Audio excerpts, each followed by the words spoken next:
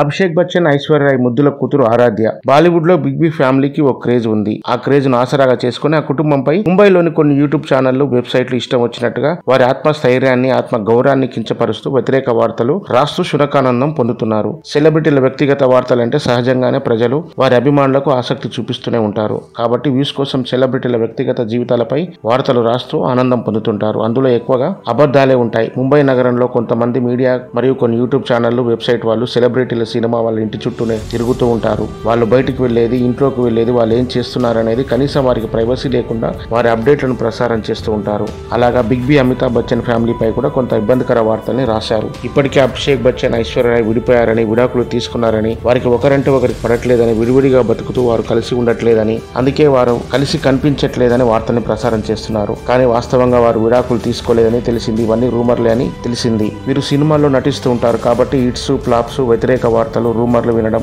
నెగిటివిటీని తట్టుకోవడం తెలుసు వాళ్ళకి. ఇవన్నీ కూడా తప్పదనుకుని వదిలేస్తుంటారు. వారికి ఆ సమయం ఉంటుంది. కానీ ఒక మైనర్ అమ్మాయిని కూడా వదలకుండా, అది ఆమె ఆత్మాభిమానాన్ని, స్థైర్యాన్ని దెబ్బతీసే విధంగా, మానసికంగా కృంగదీసే విధంగా నెగిటివ్ వార్తలు రాస్తూ ప్రసారం చేస్తూ ఉన్నారు. అభిషేక్ బచ్చన్, ఐశ్వర్య రాయ్ల ఒక్కగానొక్క కూతురు ఆరాధ్యపై ఇష్టం వచ్చినట్లు ఆమె ఆరోగ్యంపై ఎలాంటి ఆధారాలు లేకుండా, ఆరోగ్యం బాగాలేదంటూ, తీవ్ర అనారోగ్యం పాలైందని, ఎక్కువ రోజులు బతకదని, ఒక విచిత్రమైన వారితో బాధపడుతున్నదని కొన్ని యూట్యూబ్ ఛానళ్లు, వెబ్సైట్లు, సోషల్ మీడియాలో ప్రచారం చేస్తూ వస్తున్నాయి. మరికొన్ని అయితే చనిపోయిందని, చనిపోబోతుందని రాస్తున్నాయి. ఈ విషయంలో తీవ్ర మనస్తాపానికి గురైన ఆరాధ్య 2023లో కోర్టులో ఫిర్యాదు చేసింది. తనపై తప్పుడు వార్తలు రాసి ఒక మైనర్ నైనా నన్ను మానసికంగా హింసిస్తున్నారని ఫిర్యాదు చేసింది. దీంతో కోర్టు అలా రాసిన యూట్యూబ్ ఛానళ్లపై, వెబ్సైట్లపై వార్తల్ని తొలగించాలని గూగుల్ని కోర్టు ఆదేశించింది. అలాంటి వార్తలపై ఆగ్రహం వ్యక్తం చేస్తూ, కానీ ఆ నెగిటివ్ వార్తల్ని సంవత్సరమైనా తొలగించలేదు, అలాగే ఉన్నాయి. దీంతో మళ్లీ ఆరాధ్య కోర్టులో కంప్లైంట్ చేసింది. కోర్టు ఆదేశాలు పట్టించుకోలేదని, దీంతో కోర్టు అవన్నీ తొలగించి వారిపై చర్యలు తీసుకోవాలని ఆదేశిస్తూ వచ్చే నెల మార్చి 27కు కోర్టు